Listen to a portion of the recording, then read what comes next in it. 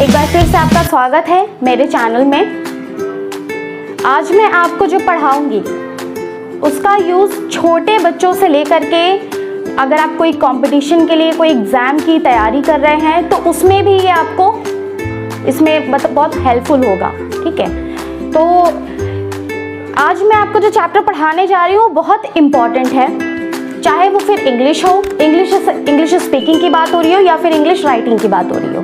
ठीक है, मेरे कहने का मतलब सिर्फ इतना है, इसके बिना ना तो आप इंग्लिश बोलना सीख सकते हैं, ना आप सही तरीके से इंग्लिश को लिखना सीख सकते हैं। ठीक है, मेरे इस वीडियो को एंड तक ज़रूर देखिएगा, क्योंकि अगर आप इस वीडियो को बीच में ही छोड़ के चले जाएंगे या इसे बीच थोड़ा ही देखेंगे या थोड़ा से थोड़ा ज़्यादा देखेंगे तो उसका फिर कुछ मतलब नहीं रहेगा। इसलिए इस पूरे वीडियो को एंड तक देखिएगा। लास्ट में मैं आपको ज़रूर बताऊंगी कि इसको और कैसे नए तरीके से भी यूज़ किया जा सकता है। तो आज का जो हमारा चैप्टर है वो बहुत इम्पॉर्टेंट है, चाहे आप क्लास 4th के स्टूडेंट हो या आप एसएससी की तैयारी कर रहे हो या आप बैंक की कंपटीशन की तैयारी कर रहे हो, किसी भी चीज़ की तैयारी कर रहे हो, उसके लिए इस चैप्टर को पढ़ना बहुत इम्पॉर्टेंट है। कह सकते हैं ये इंग्लिश का पूरा सार है। इसके बिना आप इंग्लिश बोल नहीं सकते, लिख नहीं सकते, सही तरीके से एक आप पैराग्राफ भी नहीं लिख पाएंगे। ठीक है, तो इस चैप्टर को देखना बहुत इंपॉर्टेंट है। इस चैप्टर को आज हम आपको पढ़ाएंगे टेंस। टेंस का जो हिंदी में मतलब होता है वो होता है काल। काल को एक तरीके से कह सकते हैं कि समय। कोई भी चीज होती है, चाहे वो बात करना हो, लिखना हो, कुछ भी, मतलब हम अपनी सारी चीजों को, अपने सारे शब्दों को एक्सप्रेस करते हैं कैसे? समय के अनुसार। मतलब जो हम अभी कर रहे हैं वो हमारा वर्तमान है, यानी कि प्रेजेंट है। जो हमने कल किया था वो हमारा पास्ट था, यानी कि भूतकाल था। जो हम कल करेंगे वो हमारा भविष्यकाल होगा, यानी कि फ्यूचर टेंस होगा। ठीक है, तो इंग्लिश में या ये कह सकते हैं कि हिंदी भाषा में भी टेंस को 3 भागों में बांटा गया है। पहला है प्रेजेंट टेंस,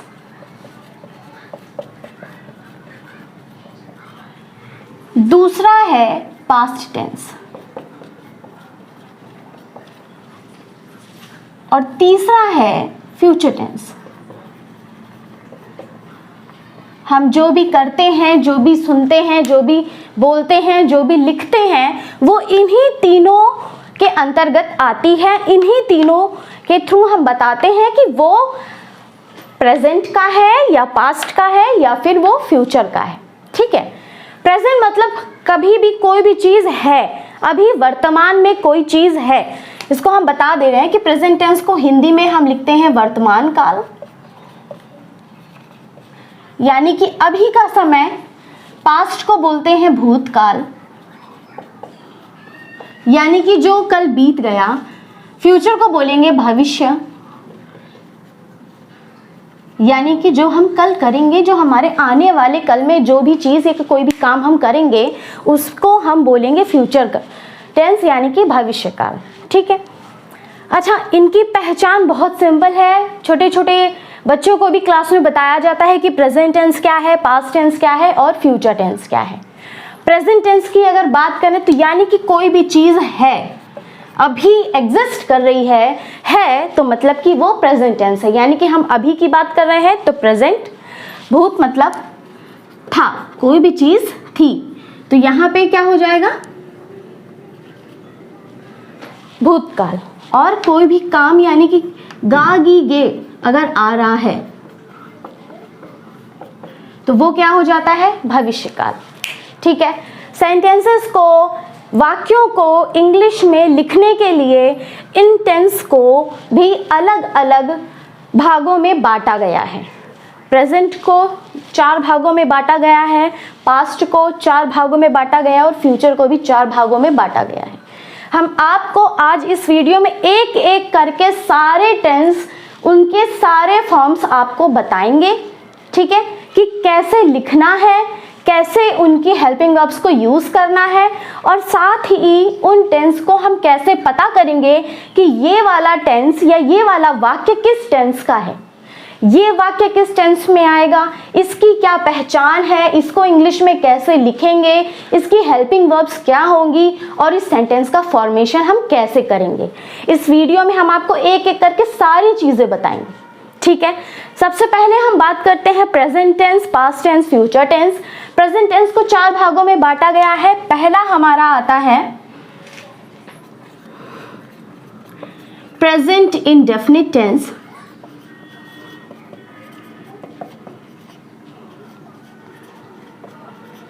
दूसरा आता है प्रेजेंट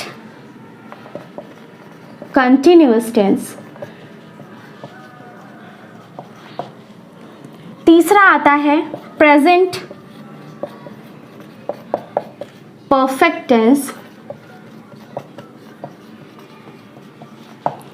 और चौथा हमारा आता है प्रेजेंट परफेक्ट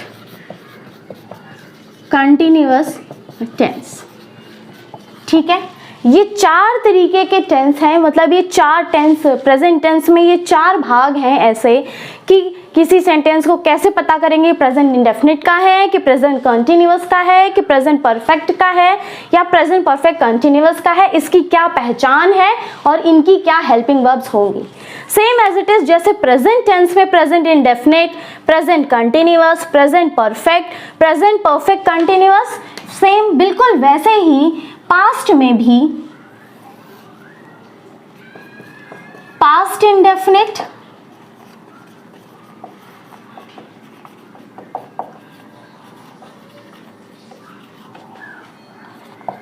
पास्ट कंटिन्यूअस,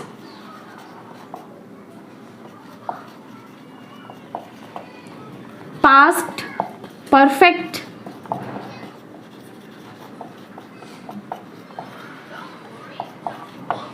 और past perfect continuous,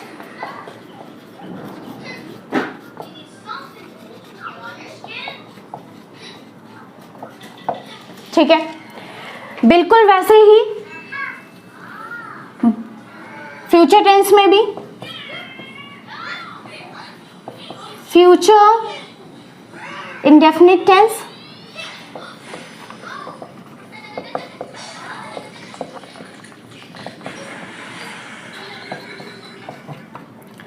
future continuous,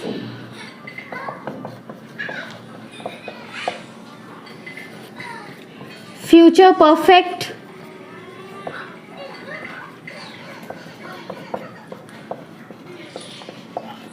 और फ्यूचर परफेक्ट कंटिन्यूअस टेंस,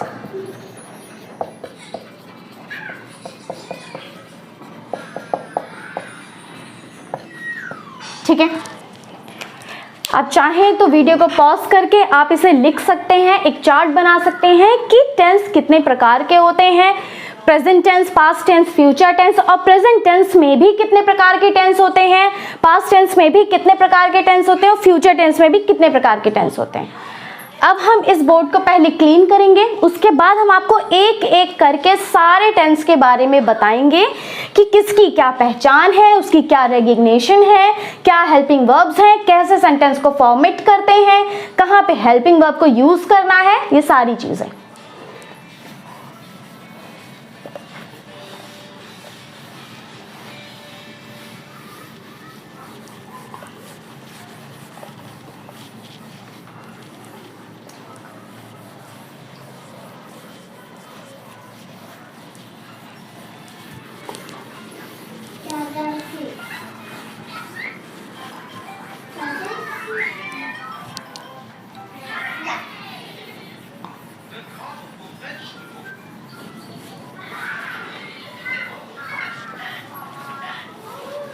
ठीक है,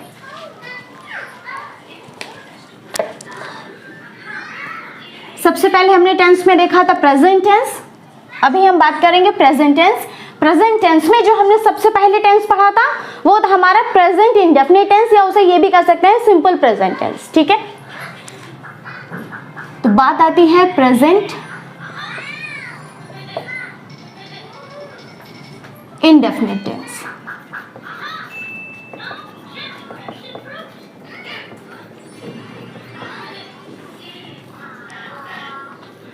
अब देखते हैं प्रेजेंट का मतलब है प्रेजेंट, तो इसका मतलब है, इस सेंटेंस के लास्ट में हम है तो आएगा ही, ठीक है। अब बात करते हैं इसकी पहचान क्या है। चलिए, इस सेंटेंस की जो पहचान होती है कि सेंटेंस के आखिरी में, सेंटेंस के लास्ट में आता है ता है, ती है, ते है, ता है, ती है, ते, ठीक है। ये सेंटेंस की पहचान होती है, ठीक है। लास्ट में ता है, ती है, ते है, या इसे हम ऐसे भी शो कर सकते हैं, ऐसे ही भी समझ सकते हैं कि किसी भी इंसान की, किसी भी बंदे की कोई हैबिट है, ठीक है, कोई भी काम करना उसकी हैबिट में है, तो वहां पे आता है प्रेजेंट इंडेफिनिट टेंस। जैसे मैं स्कूल जाती हूँ, मतलब मेरा स्कूल जाने की हैबिट है, ठीक है, वो मेरी हैबिट है स्कूल जाना, तो मैं स्कूल जाती हूँ, ठीक है। बच्चा रोता है, मतलब बच्चे की हैबिट है रोना, तो बच्चा रोता है। एक तरीके से आप समझ सकते हैं कि सेंटेंस, मैंने दो सेंटेंस बोले, उन सेंटेंस के आखिरी में क्या आ रहा था, ता है और ती है। मैं स्कूल जाती हूँ मतलब ती है, बच्चा रोता है मतलब ते है, वे खाना खाते हैं मतलब ते हैं, ठीक है। तो किसी भी सेंटेंस के लास्ट में ता है, ती है, ते है आएगा, तो वहां पे कौन सा टेंस होगा, प्रेजेंट इंडेफिनिट टेंस, ठीक है। इसमें अब हम आपको बताएंगे कि इसको कैसे सेंटेंस को फॉर्मेट करना है, क्या फॉर्मेट होता है किसी भी सेंटेंस को लिखने के लिए, ठीक है। देखिए एक बार फॉर्मेट ऑफ अ सेंटेंस। देखिए सबसे पहले किसी भी सेंटेंस में क्या होता है, पहले मैं लिख देती हूँ, फिर मैं आपको एक्सप्लेन करूंगी one by one. Subject plus जो भी उसकी हेल्पिंग वर्ब होती है।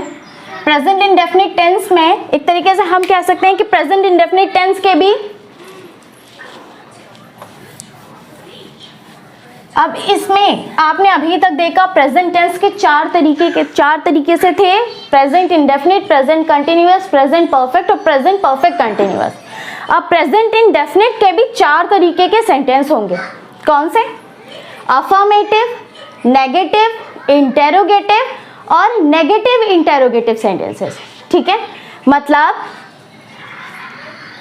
अफर्मेटिव सेंटेंस का मतलब कोई भी सेंटेंस में सकारात्मक भाव होगा तो वहां पे क्या आएगा आपका, प्रेजेंट इंडेफिनिट टेंस। मतलब कह सकते हैं कि जैसे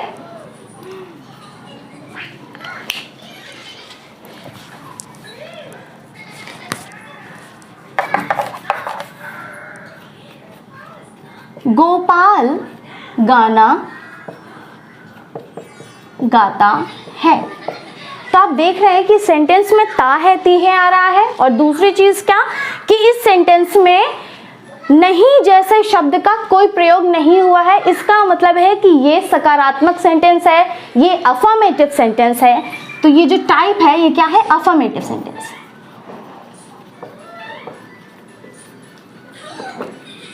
ठीक है ना। वाक्य ये अफर्मेटिव सेंटेंस हुआ। अब हम इसके फॉर्मेट के बारे में बात करेंगे कि हम इसको कैसे फॉर्मेट करेंगे। सब्जेक्ट प्लस वर्ब की फर्स्ट फॉर्म, ऑप्शन में इसके साथ एस और ई एस, यहाँ पे एस आएगा वर्ब के साथ या ई एस आएगा, ये अभी हम आपको एक्सप्लेन करेंगे कि कहाँ पे एस आएगा या कहाँ पे ई एस आएगा, ठीक है। Plus object plus other. अब देखिए सब्जेक्ट वर्ब की फर्स्ट फॉर्म, सब्जेक्ट का मतलब होता है कर्ता, कर्ता का मतलब होता है कोई भी काम करने वाला।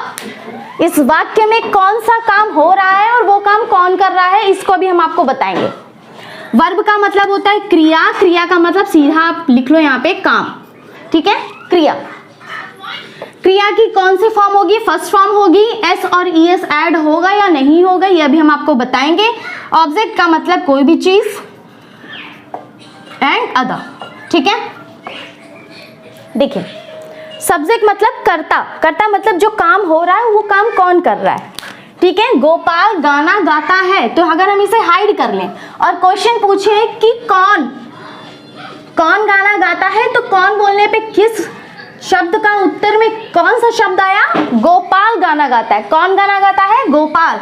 तो जो कौन या क्या पूछने पे जो शब्द का उत्तर हमें मिलता है वो हमारा क्या होता है? कर्ता होता है, यानी कि सब्जेक्ट। उस सेंटेंस का सब्जेक्ट क्या हो गया? गोपाल। ठीक है, अब बात आती है क्रिया की, यानी कि वर्ब की। गोपाल क्या काम करता है? गोपाल गाना गाता है। ठीक है, गोपाल गाना गाता है। क्या गाना का क्या कर रहा है? वो गाता है। तो वर्ब क्या हो गई हमारी? गाता। ठीक है, अब बात आ रही है कि ऑब्जेक्ट। ऑब्जेक्ट क्या है? कि गोपाल गाता है। क्या गाता है? गोपाल गाना गाता है। तो ये क्या हो गया? ऑब्जेक्ट हो गया। अब इस सेंटेंस को अगर हम फॉर्मेट करेंगे, अच्छा दूसरी चीज हम आपको ये बता दें कि हमने यहाँ पे बोला वर्ब की फर्स्ट फॉर्म के साथ एस और ईएस ऐड होगा।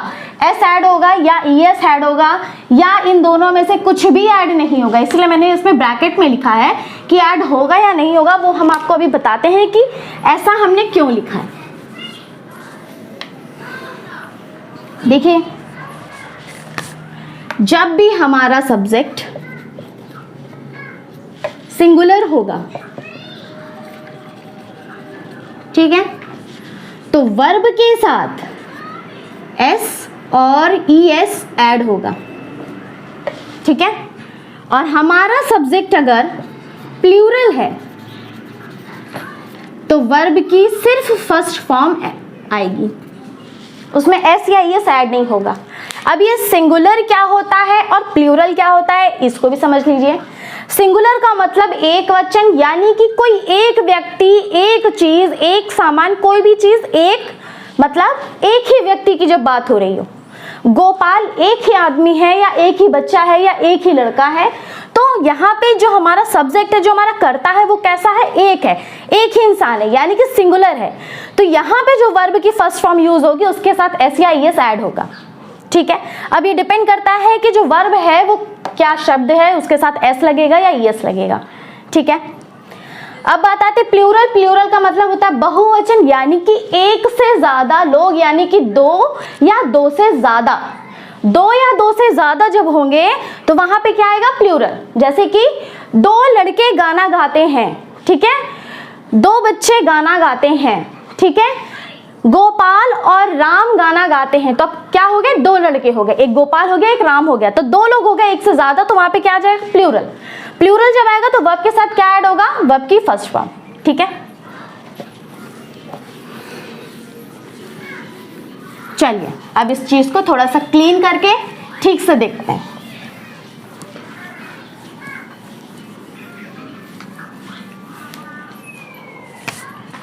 जैसे हमारा वाक्य था, हमारा सेंटेंस था, गोपाल गाना गाता है। ठीक है,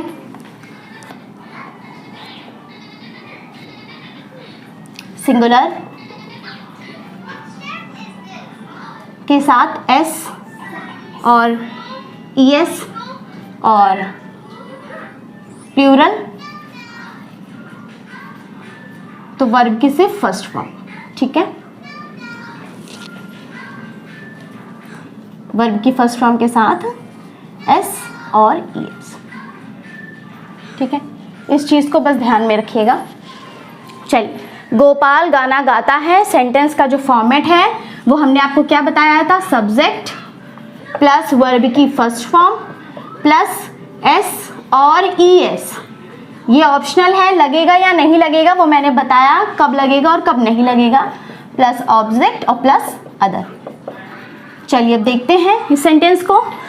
सब्जेक्ट के प्लेस पे क्या आ रहा है? गोपाल। कैसे? मैंने बताया कि कौन शब्द आप पूछेंगे तो कौन के उत्तर पे आपको मिल रहा है? गोपाल। तो गोपाल हमारा क्या हो गया? सब्जेक्ट। चलिए इसको इंग्लिश में ट्रांसलेट किया, गोपाल की स्पेलिंग को लिखा गोपाल। गोपाल गाता है, वर्ब यहाँ पे, क्रिया यहाँ पे, काम यहाँ पे क्या है? गाता है। तो गाने को क्या बोलते हैं? सिंग। तो गोपाल सिंग। ठीक है, क्या गाता है? गाना गाता है, गाना गाता है, सिंग अ सॉन्ग। फुल स्टॉप लगाया। अब यहाँ पे एस या ईएस लगेगा वर्ब की फर्स्ट फॉर्म के साथ या नहीं लगेगा, ये डिपेंड करता है कंप्लीटली आपके सब्जेक्ट पे। अगर आपका जो सब्जेक्ट है यानी कि जो कर्ता है वो एक वचन है तो यहाँ पे वर्ब की फर्स्ट फॉर्म के साथ क्रिया की पहली फॉर्म के साथ एस या ईएस लगेगा। यहाँ पे सिंग है इसलिए यहाँ पे सिर्फ एस लगेगा, एस या ईएस लगेगा। ये हम आपको अपने आगे वाले चैप्टर में वर्ब जब पढ़ाएंगे तो उसमें बताएंगे कि किस वर्ब के साथ एस लगेगा या ईएस लगेगा। ठीक है, गोपाल सिंग्स अ सॉन्ग। ठीक है, वो लोग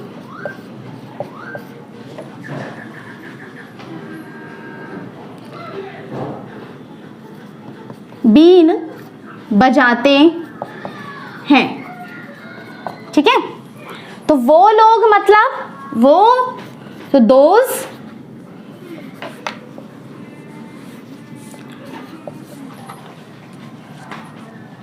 पीपल क्या करते हैं, बजाते हैं। क्या बजाते हैं, बीन बजाते हैं। अब जो बीन बजाई जाती है उसको फूंक के बजाया जाता है, तो फूंक के बजाने को ब्लो बोलते हैं। Those people blow the flute, बीन को बोलते हैं फ्लूट। ठीक है, अब यहाँ पे ब्लो में एस या एस लगेगा कि नहीं लगेगा वो हम आपको बताते हैं। दोज जो है, दोज पीपल मतलब वो लोग यानी कि दो से ज्यादा लोग, इसका मतलब प्लूरल यानी कि बहुवचन। बहुवचन के साथ वर्ब के पहली फॉर्म का यूज होता है, तो those people blow the flute. ठीक है, हमने आपको बताया था कि प्रेजेंट इंडेफिनिट टेंस में भी 4 तरीके के वाक्य होते हैं। पहला होता है अफर्मेटिव, दूसरा होता है नेगेटिव, तीसरा होता है इंटेरोगेटिव, चौथा होता है इंटेरोगेटिव नेगेटिव।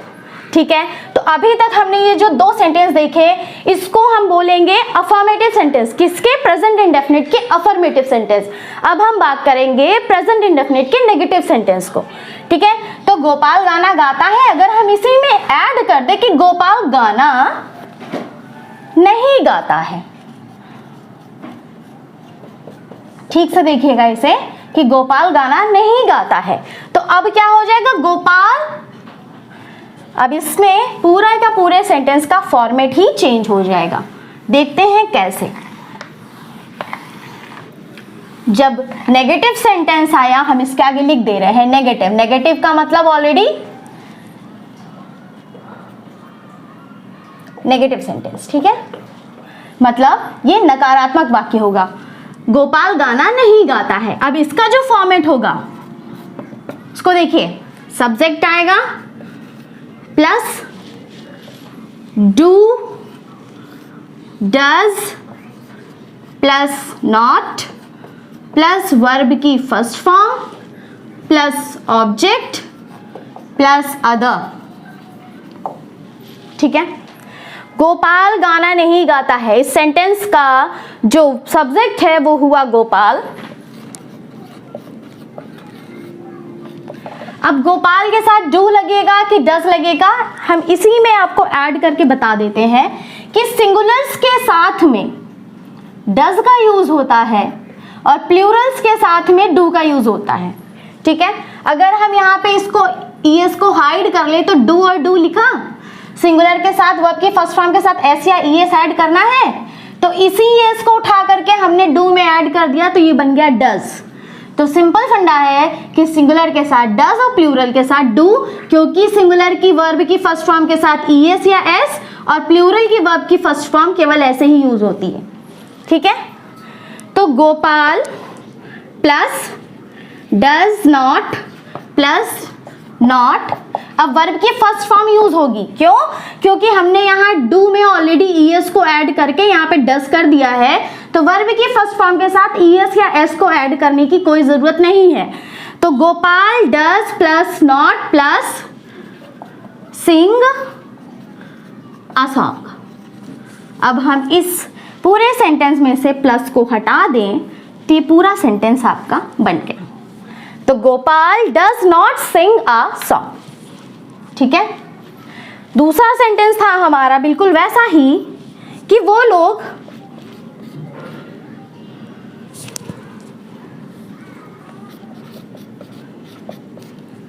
बीन बजाते हैं, तो वो लोग बीन नहीं बजाते हैं। ठीक है, वो लोग बीन नहीं बजाते हैं, तो वो लोग को हमने क्या लिखा था, दोज पीपल। ठीक है, फॉर्मेट के हिसाब से डू या डस, तो दोज पीपल बहुवचन है, बहुवचन के साथ क्या यूज करना है, डू।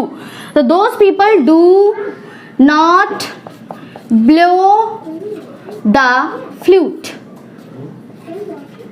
यहां पे आप ब्लो की जगह प्ले भी कर सकते हो, those people do not play the flute. ठीक है, समझ में आ गया इस सेंटेंस को।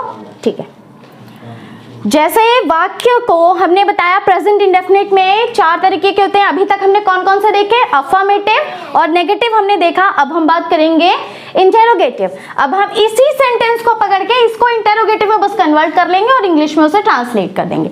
कैसे करते हैं, देखिए, गोपाल गाना नहीं गाता है, तो यहाँ पे बस गोपाल के आगे लगा दीजिए क्या, क्या गोपाल गाना नहीं को यहाँ से हटा दीजिए। ये गैप को मेंटेन रखिए, अभी हम आपको बताएंगे ऐसा हमने क्यों किया।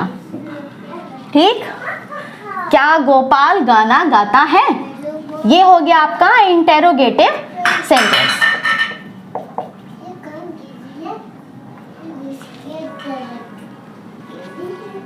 ठीक है, अब इस सेंटेंस के फॉर्मेट को कैसे बनाएंगे उसको देखना है।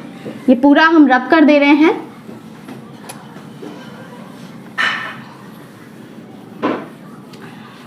ज्यादा कुछ नहीं करना है, यहां पे बस इतना होता है फॉर्मेट में कि डू और डस पहले आ जाता है, उसके बाद प्लस सब्जेक्ट, उसके बाद प्लस वर्ब की first form, plus object, plus other, plus question mark.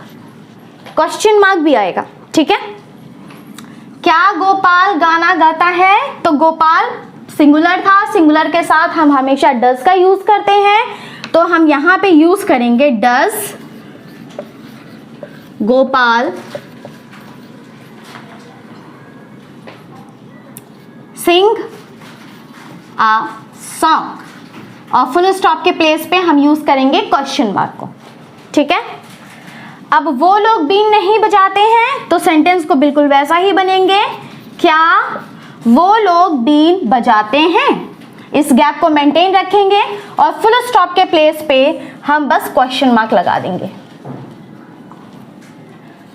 ठीक है, बिल्कुल वैसा ही सेंटेंस बनाना है, बस डू और डस को पहले, तो डू आएगा, do those people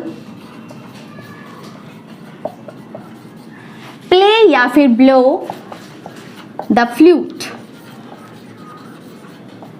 question mark. अब हमने यहां पे गैप क्यों मेंटेन रखा, इस टेंस के चौथे वाक्य को बताने के लिए, मतलब इंटेरोगेटिव नेगेटिव सेंटेंसेस। क्या गोपाल गाना गाता है, अब क्या गोपाल गाना नहीं गाता है,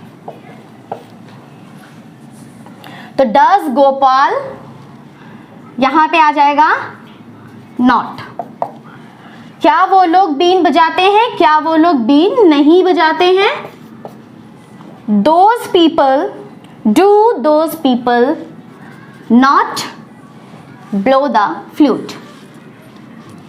इसी के साथ यहां पे ये कंप्लीट होता है प्रेजेंट इंडेफिनिट टेंस के। हमने आपको सारे तरीके के सेंटेंसेस बना के बता दिए हैं।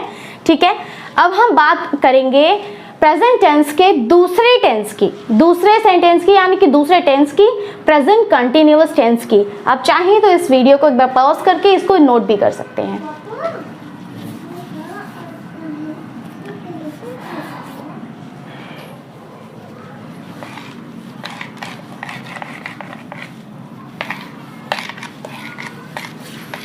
जो ये मैंने आपको प्रेजेंट इंडेफिनिट टेंस बताया है, इसके साथ डू और डज का यूज करना बताया है, नॉट को यूज करना बताया है।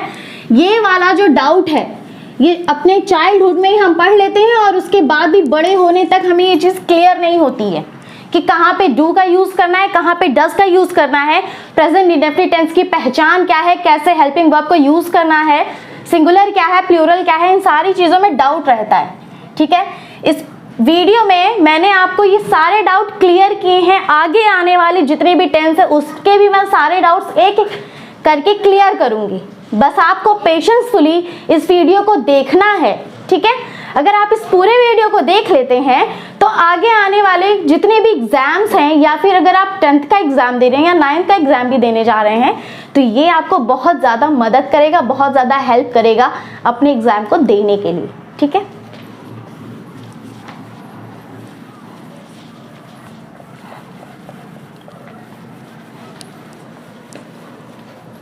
अब हम बात करेंगे प्रेजेंट कंटिन्यूअस टेंस की, ठीक है।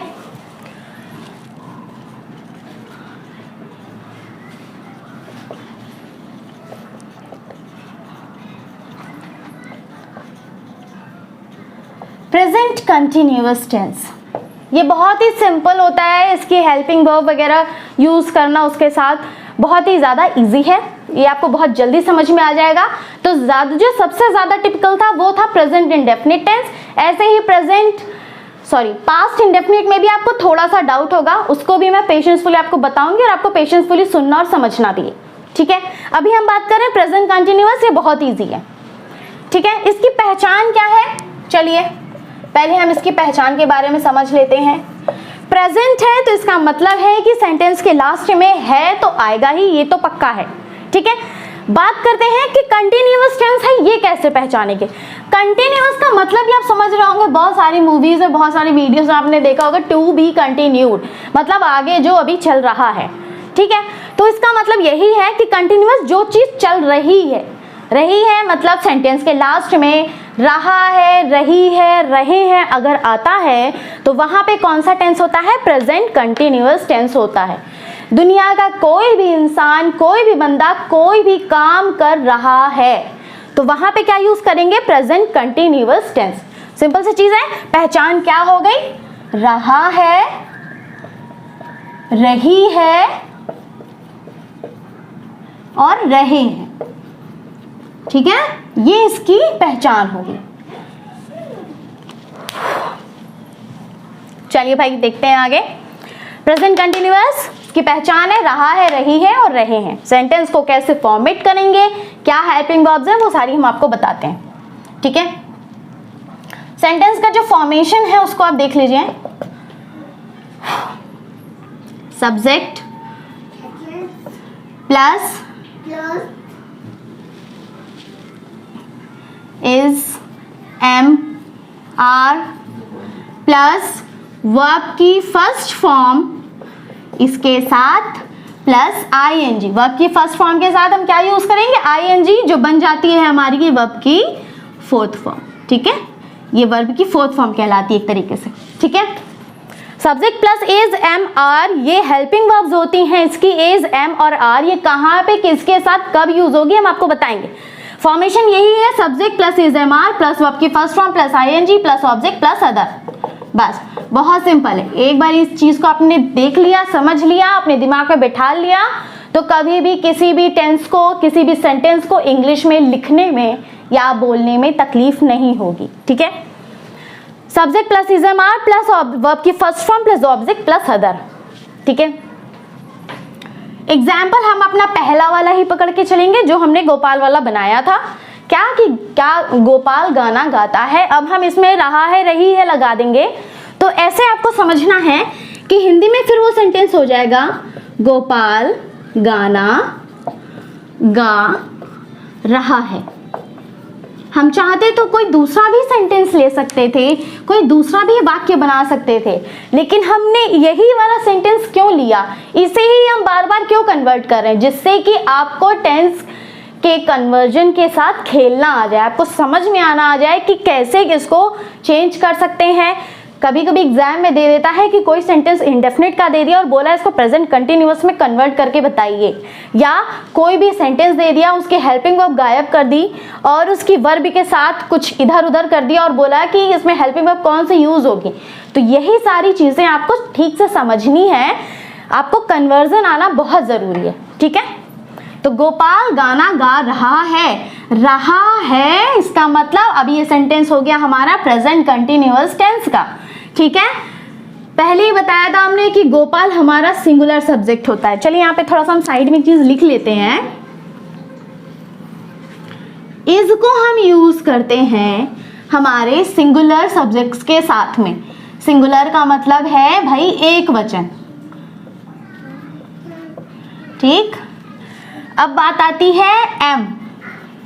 एम हम यूज करते हैं सिर्फ और सिर्फ आई के साथ, ठीक। और आर का यूज हम करते हैं प्लूरल यानी कि बहुवचन के साथ। अब एक वचन क्या है, बहुवचन क्या है, ये हम आपको पहले ही बता चुके हैं अपने वीडियो में कि इसको कैसे करना है, ठीक है। सिंगुलर हमारा सब्जेक्ट, हमारा कर्ता अगर एक वचन है यानी कि कोई एक व्यक्ति है तो हम उसके साथ क्या यूज करेंगे, इज। एक व्यक्ति है इसका मतलब ही भी हो सकता है, शी भी हो सकता है, इट भी हो सकता है, किसी लड़की या लड़के का नाम भी हो सकता है। तो इज हम यूज करेंगे सिंगुलर के साथ।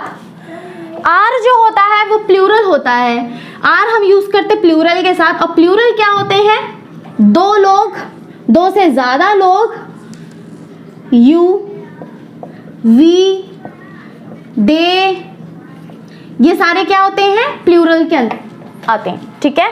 अगर हमारे सब्जेक्ट के प्लेस पे यू, वी, दे यूज हो रहा है तो हमारा वो सब्जेक्ट कैसा हुआ, प्लूरल हुआ। प्लूरल के साथ हम क्या यूज करेंगे, आर यूज करेंगे, ठीक है।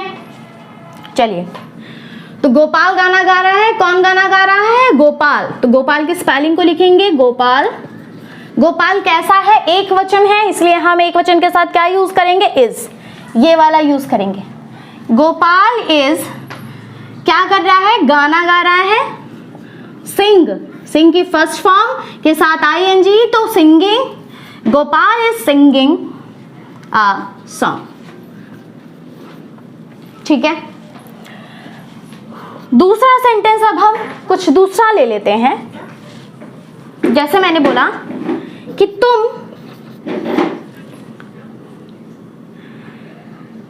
किताब यानी कि बुक पढ़ रहे हो,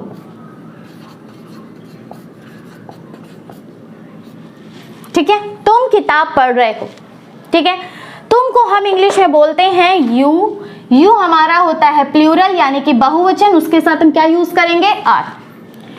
सो यू आर, पढ़ने को बोलते हैं रीड, आईएनजी लगा देंगे तो reading, you are reading a book, ठीक है। हम चाहते तो पहले वाला भी ले सकते थे पर इसको इस बार लेते हैं, ठीक है। चलिए, ये बात हो गई, Gopal is singing a song and तुम किताब पढ़ रहे हो, then you are reading a book with a full stop. तो ये तो हो गया आपका अफर्मेटिव सेंटेंस यानी कि सकारात्मक वाक्य। अब हम बात करेंगे नेगेटिव सेंटेंस को कि उसको कैसे बनाना है, उसको कैसे लिखना है। नेगेटिव के लिए हम क्या करेंगे, गोपाल गाना गा रहा है तो गोपाल गाना नहीं गा रहा है,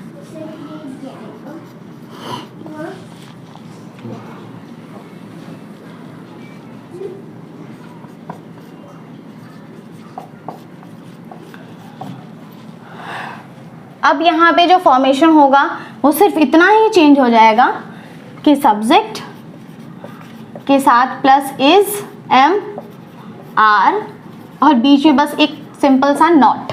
बाकी पूरा फॉर्मेशन वैसा ही रहेगा, पूरा रूल वैसा ही रहेगा, पूरा सिंटेक्स वैसा ही रहेगा। आपको इसी के बेस पे सेंटेंस को कन्वर्ट करना है।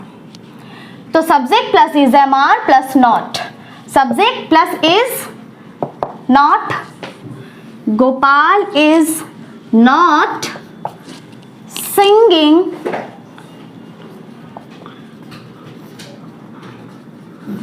अ सॉन्ग, ठीक है। तुम किताब नहीं पढ़ रहे हो,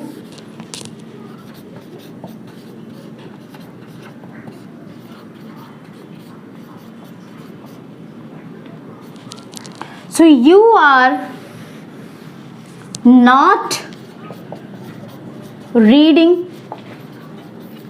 a book, ओके।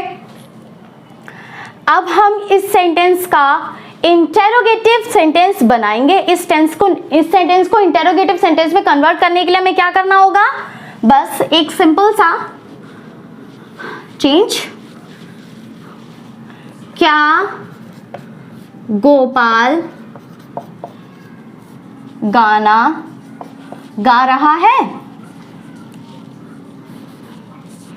क्या तुम किताब, इसको रब कर देते हैं, क्या तुम किताब पढ़ रहे हो?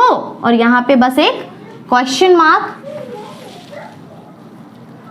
यहां पे भी एक सिंपल सा क्वेश्चन मार्क। इस फॉर्मेशन में थोड़ा सा चेंज, चलिए ये पूरा ही रब कर देते हैं। Is am are plus subject plus verb की first form plus ING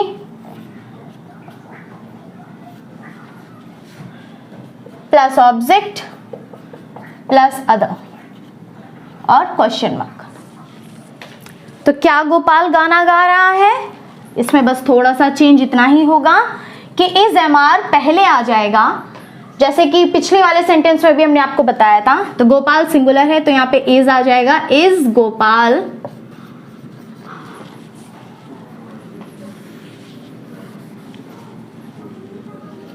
singing a song? Question mark. क्या तुम किताब पढ़ रहे हो? आर यू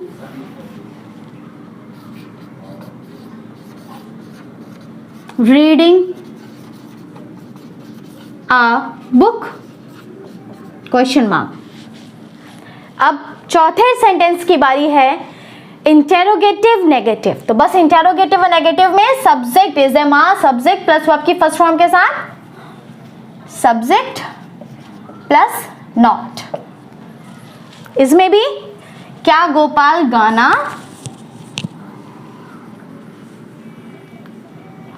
नहीं गा रहा है? इस गोपाल, सब्जेक्ट के बाद नॉट, सब्जेक्ट के बाद not, is Gopal not singing a song?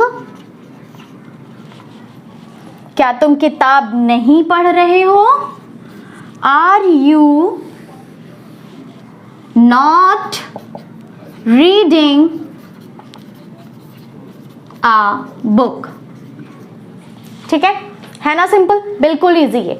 एक बार अगर एक टेंस समझ में आ गया तो उसके बेस पे सारे टेंस अपने आप क्लियर होते चले जाते हैं।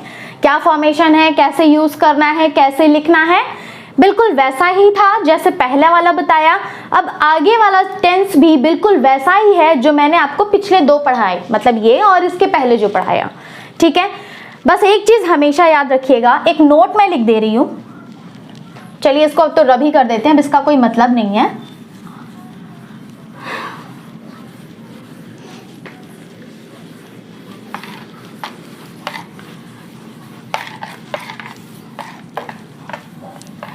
प्रेजेंट कंटिन्यूअस टेंस हो गया, जिसकी पहचान थी रहा है, रही है, रहे हैं, तो वहां पे आता है प्रेजेंट कंटिन्यूअस टेंस। ता है, ती है, ते है, तो वहां पे आता है प्रेजेंट इंडेफिनिट टेंस, यानी कि किसी भी बंदे की कोई हैबिट शो होती है, वो जाता है, मैं दरवाजा खोलती हूँ, लोग आते हैं, ठीक है, आप पढ़ते हैं, आप सुनते हैं, तो ये सारी चीजें हैबिट शो करती हैं। ठीक है, जैसे मेरे फादर रोज न्यूज़पेपर पढ़ते हैं, तो एक तरीके से डेली उनकी वो हैबिट है, एक आदत है उनकी। ठीक है, तो यही सारी चीजें हैं, मतलब एक तरीके से कह सकते हैं। ऐसे ही बिल्कुल आपको धीरे धीरे करके एक एक टेंस में आपको बताऊंगी। एक नोट है, उसे लिख लीजिए, बहुत इंपॉर्टेंट है, बहुत इजी है। नोट इधर मैं लिख दे रही हूं।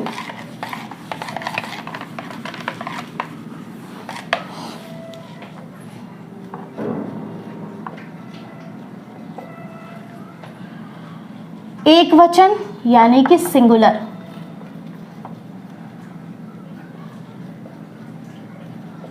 क्या क्या होते हैं?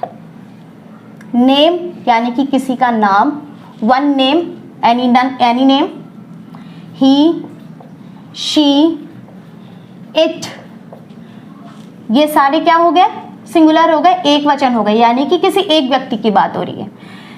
बात आती है दूसरी प्लूरल, यानी कि बहुवचन, बहुवचन का मतलब दो से ज्यादा लोग, दो लोग या दो से ज्यादा, यानी कि टू नेम,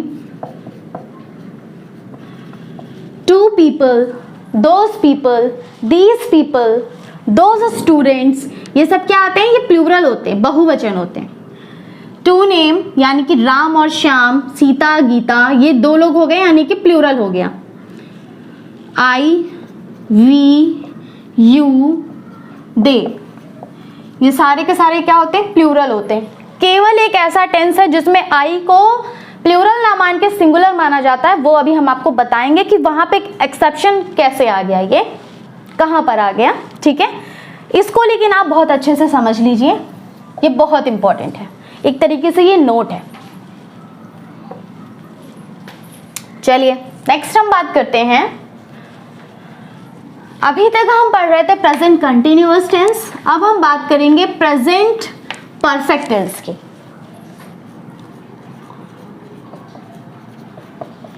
लास्ट में हम आपको एक चार्ट बना के देंगे, चाहे आप अगर चाहें तो उस चार्ट को अपनी किसी कॉपी में नोट कर सकते हैं, या खुद भी एक चार्ट बना करके किसी दरवाजे के पीछे चिपका सकते हैं, या किसी वॉल पे लगा सकते हैं। बस सुबह शाम आते जाते कभी नजर पड़ी तो एक बार उस चार्ट को देख लीजिए। इससे मतलब बार बार किसी चीज, जब किसी चीज पे हमारी नजर जाती है, बार बार अगर जा रही होती है, वो चीज हमारे दिमाग में कहीं ना कहीं बैठ जाती है, बस जाती है। तो उसके लिए आपको बस वही करना है, चार्ट लेना है, चार्ट पेपर बनाना है, जैसा मैंने बनाया उसको वैसा ही बना दीजिए और दरवाजे के पीछे, डोर के पीछे उसको स्टिक कर दीजिए। कभी भी उठते बैठते आते जाते नजर पड़े उसे एक बार देख लीजिए। ठीक है, बात आ रही है प्रेजेंट परफेक्ट टेंस की। प्रेजेंट टेंस में ये हमारा तीसरा टेंस है, प्रेजेंट परफेक्ट टेंस। ठीक है, अब प्रेजेंट परफेक्ट टेंस में इसकी क्या पहचान है, ऐसे कौन से वाक्य हैं जहां पे हम बोलेंगे कि प्रेजेंट परफेक्ट टेंस है। किसी भी वाक्य के लास्ट में या किसी भी सेंटेंस के लास्ट में अगर चुका है, चुकी है, चुके हैं, लिया है, लिया, दिया, किया है, तो वहां पे क्या पहचान होती है हमारी, ये हमारा कौन सा टेंस होता है, प्रेजेंट परफेक्ट टेंस। कि दुनिया के किसी भी इंसान ने कोई भी काम किया है या कर चुका है, कोई भी काम किया है, ध्यान से सुनिएगा, कोई भी काम किया है या कर चुका है मतलब फिनिश कर चुका है, उस काम को पूरा कर चुका है, तो वहां पे क्या बात आएगी, प्रेजेंट इंडेफिनिट टेंस की। बहुत सिंपल है, कोई काम करता है, इंडेफिनिट कर रहा है, कंटिन्यूअस कर चुका है, परफेक्ट टेंस। ठीक है, तो कोई भी काम कर चुका है या किया है तो वहां पे आता है प्रेजेंट परफेक्ट टेंस। अब इसका जो फॉर्मेशन होता है वो मैं आपको बता दे रही हूं, क्या हेल्पिंग वर्ब्स हैं, ये सारी चीजें मैं आपको बताती हूँ। इसका जो सिंटेक्स है यानी कि जो फॉर्मेशन है वो है सब्जेक्ट प्लस हैज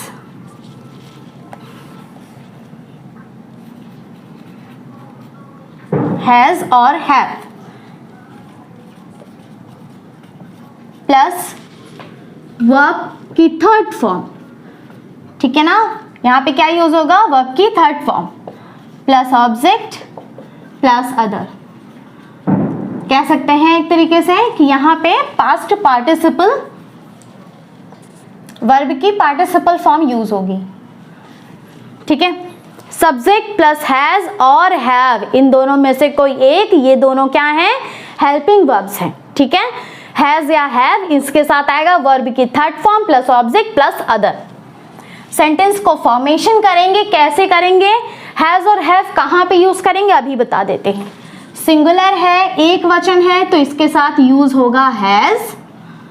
प्लूरल है, बहुवचन है, तो इसके साथ यूज होगा हैव।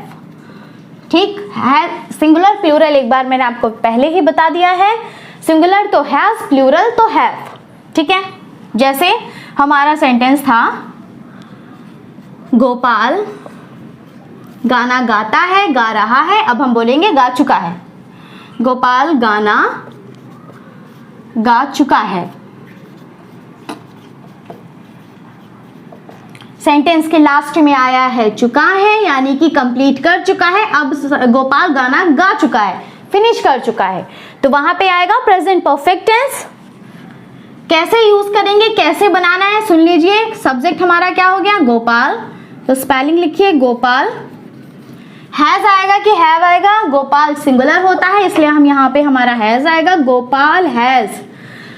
थर्ड फॉर्म होती है सिंग की, सिंग सैंग संग, यानी कि गोपाल हैज संग अ सॉन्ग। ओके, नेक्स्ट,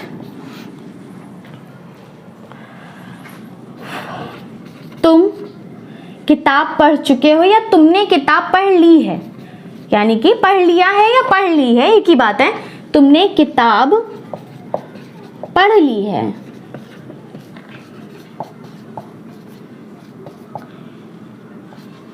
तो क्या हुआ, यानी कि तुमने किताब पढ़ ली है, यानी कि किताब पढ़ने का काम तुम फिनिश कर चुके हो, तुम किताब पढ़ चुके हो, पढ़ ली है, ऑलरेडी ये काम कर लिया है। तो यहाँ पे प्रेजेंट परफेक्ट टेंस, तुम मतलब यू के साथ आएगा हैव,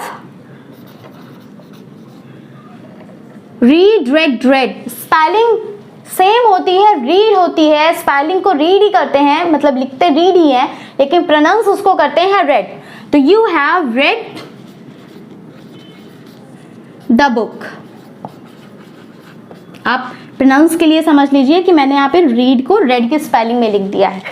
लिखेंगे ये, पढ़ेंगे ये, you have read the book, यानी कि you have read the book. आप समझ गए, इसका जो प्रोनाउंस होगा वो ये होगा, you have read the book. बस ये था हमारा अफर्मेटिव सेंटेंस, यानी कि सकारात्मक वाक्य। नकारात्मक करने के लिए नॉट लगा दीजिए। Gopal has not sung a book, you have not read the book. Okay, interrogative के लिए हैज या हैव को बस पहले लिख देना है, यानी कि हैज और हैव पहले आ जाएंगे, हैज या हैव इन दोनों में से कोई एक, सब्जेक्ट क्वेश्चन मार्क, बस इतना। यानी कि हैज गोपाल रेड, मतलब has Gopal sung a song, have you read the book. Interrogative negative बनाने के लिए has have plus subject plus not plus verb की third form plus object then other, means has Gopal not sung a book, have you not read the book. ठीक है, इतना समझ में आ गया। अभी तक हमने देखा कि हमारे प्रेजेंट टेंस के, मैंने अभी तक आपको 3 तरीके के टेंस पढ़ाए। कौन सा, present indefinite, present continuous and present perfect tense. ठीक है, अब हम जो बात करने जा रहे हैं वो हम बात करेंगे प्रेजेंट परफेक्ट कंटिन्यूअस टेंस। ठीक है, ये थोड़ा सा डिफरेंट है, थोड़ा सा अलग है, हो सकता है आपको ये थोड़ा समझने में प्रॉब्लम भी है, बट फिर भी डोंट वरी, बहुत सिंपल है, मैं इसको बहुत अच्छे से आपको बताऊंगी। ठीक है, कोई डाउट ही नहीं होगा। कंटिन्यूअस टेंस का मतलब है अगर सेंटेंस के लास्ट में आ रहा है, रही है, रहे हैं, मतलब कोई चीज कंटिन्यू, कोई बंदा कोई काम कर रहा है। ठीक है, तो वहां पे क्या यूज करेंगे, कंटिन्यूअस टेंस। परफेक्ट टेंस का मतलब है कि कोई काम कर चुके हैं, हो चुका है, काम फिनिश हो चुका है, तो वहां पे हमें यूज करना होता है प्रेजेंट परफेक्ट टेंस। ठीक है, अब प्रेजेंट परफेक्ट कंटिन्यूअस टेंस है तो ऑब्वियसली थोड़ा सा डिफरेंट है। इसकी जो पहचान है उसको ठीक से समझिएगा, कई बार इसमें बहुत कंफ्यूजन हो जाता है। ठीक है, इसकी जो पहचान है, मतलब कंटिन्यूअस टेंस है तो कोई भी काम कर रहा है, रही है, रहे हैं।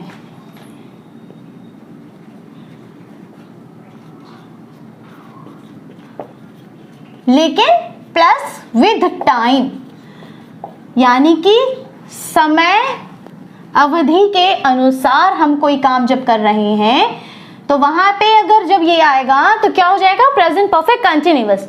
कोई काम कर रहे हैं किसी टाइम लिमिट के साथ, किसी भी टाइम, कोई टाइम दिया हुआ है। ठीक है, तो वहां पे कोई काम कर रहे हैं किसी भी टाइम के साथ, तो प्रेजेंट परफेक्ट कंटिन्यूअस। जैसे मैंने एक पहला वाला एग्जाम्पल लिया था कि गोपाल गाना गा रहा है, ठीक है, गाना गा रहा है तो आएगा वहां पे कंटिन्यूअस टेंस। लेकिन अगर हम बोलें कि गोपाल 2 साल से गाना गा रहा है, तब वहां पे क्या आएगा? देखिए रहा है, रही है, आ रहा है, इसका मतलब ये कंटिन्यूअस है। और 2 साल से ये जब टाइम दिया हुआ है 2 साल का, ये क्या हो गया? टाइम। कर रहा है, कोई भी काम कर रहा है, टाइम के साथ टाइम दिया हुआ है, तो वहां पे कौन सा टेंस आएगा? प्रेजेंट परफेक्ट कंटिन्यूअस टेंस, ठीक है। इसकी हेल्पिंग वर्ब क्या होगी, इसका सिंटेक्स क्या होगा, इसका फॉर्मेशन क्या होगा, वो हम अभी आपको बताते हैं। जो इसका फॉर्मेशन है, जो सिंटेक्स है, उसको ठीक से देखिएगा। सब्जेक्ट प्लस ऑब्वियसली हैज और हैव, अगर परफेक्ट है तो हैव, हैज कैपिटल नहीं स्मॉल लेटर में लिखेंगे क्योंकि बीच में आ रहा है। Has, have plus been, been जरूर आएगा, प्लस वर्ब की first form plus ing plus object plus time. Time, time कैसे, वो मैं आपको बताती हूं। टाइम मतलब या तो सिंस या फॉर, और टाइम प्लस अदर। अगर कुछ इस तरीके से है, ये फॉर्मेशन है आपका। अब देखिए हैज और हैव बीन तो आपको पता है कहां पे यूज होगा। हैज यूज होगा सिंगुलर के साथ, हैव यूज होगा प्लूरल के साथ, बीन सबके साथ यूज होना है। अब यहाँ पे बात आ गई सिंस और फॉर की। ये सिंस और फॉर कहां पे यूज करेंगे वो मैं आपको अभी बता देती हूं। सिंस एंड फॉर एक बार ठीक से समझ लीजिए, बार बार कंफ्यूजन होने का कोई चक्कर ही नहीं। सिंस कहां पे यूज होना है, फॉर कहां पे यूज होना है? किसी भी डेफिनेट टाइम के साथ, निश्चित समय के साथ, निश्चित समय के साथ हम सिंस का यूज करते हैं डेफिनेट टाइम के साथ, और फॉर को हम यूज करते हैं अनिश्चित समय के साथ, यानी कि इनडेफिनिट टाइम के साथ। डेफिनिट टाइम है तो सिंस, इनडेफिनिट टाइम है तो फॉर। अब ये डेफिनिट क्या होता है, इनडेफिनिट क्या होता है, पहले तो यही समझ लीजिए कि क्या डेफिनिट है क्या इनडेफिनिट है। हमने यहां से उठाते हैं, यहां पे क्या आएगा? 2 साल। अब ये 2 साल निश्चित है कि अनिश्चित है, अभी आप खुद ही बताएंगे। 2 साल कौन से 2 साल? सन 99 से पहले के 2 साल की सन 2019 के पहले के 2 साल? नहीं पता कि हम किन 2 सालों की बात कर रहे हैं। तो जब भी कुछ इस तरीके से दिया हो कि 2 साल, 3 साल, 2 हफ्ते, 4 हफ्ते, 2 महीने, 2 दिन, 2 घंटा, 2 मिनट, 2 सेकेंड, इस तरीके का जब भी कुछ दिया हो तो इसका मतलब है कि वो अनिश्चित समय है, उसके साथ हम क्या यूज करेंगे? फॉर। और अगर कोई चीज डेफिनेट दी हो, डेफिनेट मतलब अक्टूबर मंथ, जनवरी मंथ, 1998, 2017, 1957, या फिर कह सकते हैं कि मंडे, ट्यूसडे, 1 o'clock, 2 o'clock, इस तरीके का जब भी समय दिया हो, निश्चित समय दिया हो, तो वहां पे हम क्या यूज करेंगे? सिंस। ठीक है, मतलब पता है ना कि कौन सा साल? 1997 का साल, या 1998, या 2017, या 1957, मतलब एक डेफिनेट टाइम है तो सिंस। मंडे, ट्यूसडे, संडे, ये सब डेफिनेट डेज हैं, ठीक है। या फिर 1 o'clock, 2 o'clock, 2 o'clock से गाना गा रहा है तो सिंस 2 o'clock, लेकिन 2 साल से तो फॉर 2 years। समझ में आ गया? बस इतना ही है, इससे ज्यादा और कुछ नहीं है इसमें। बहुत सिंपल है, बहुत इजी है। सेंटेंस का फॉर्मेशन करना है बिल्कुल वैसे ही जैसे अभी तक हम पिछले टेंसेस में करते आए हैं, बिल्कुल वैसे ही करना है। बस ये चीज थोड़ी सी अलग है, इसको एक बार समझ लीजिए, ठीक है। जैसा दिया है वैसा उसको ट्रांसलेट करते जाइए। गोपाल सब्जेक्ट हमारा है तो स्पेलिंग लिखेंगे। गोपाल हमारा सिंगुलर है इसलिए हम इसके साथ हैज यूज करेंगे। सबके साथ बीन आ रहा है क्योंकि ये हेल्पिंग वर्ब के साथ है। गाना गा रहा है, singing a song, Gopal has been singing a song कितने साल से? 2 साल से। For 2 years, for 2 years. Okay, simple. Gopal has been singing a song for 2 years. अब हम बात करने जा रहे हैं कि तुम 2 बजे से किताब पढ़ रहे हो, ठीक है? तुम 2 बजे से, sorry,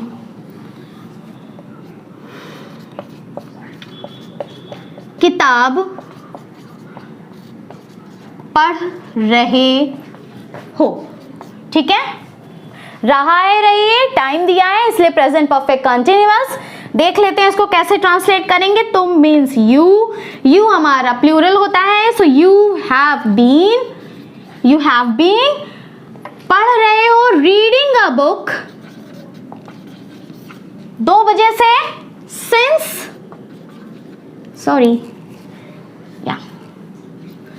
since 2 o'clock. Okay, negative बनाना है तो बिल्कुल सिंपल है. हैज, हैव, बीन के बीच, हैज, हैव के और बीन के जस्ट बीच में यहां पे हम लगा देंगे नॉट.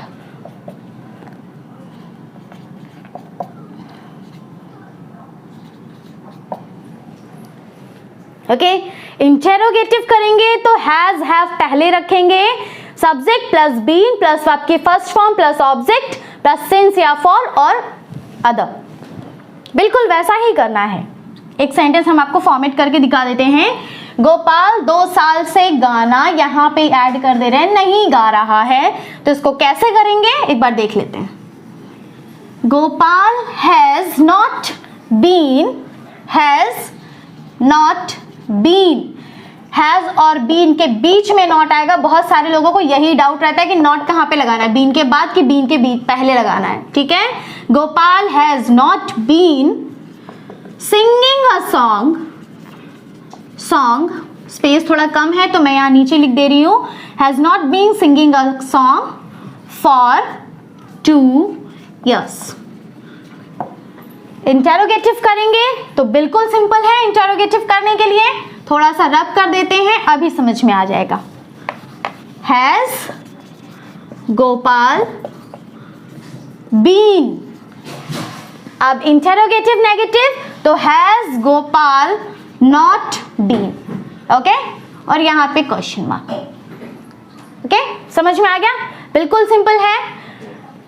एक बार आप इसे समझ लीजिए. अगर आपने प्रेजेंट के सारे फॉर्म समझ लिए, सारे टेंस समझ लिए, तो पास्ट का तो बहुत ही सिंपल है, वो भी आपको जल्दी आ जाएगा. फ्यूचर का सबसे ज्यादा सिंपल होता है, वो आपको 2 मिनट भी नहीं लगेगा समझने के लिए, ठीक है?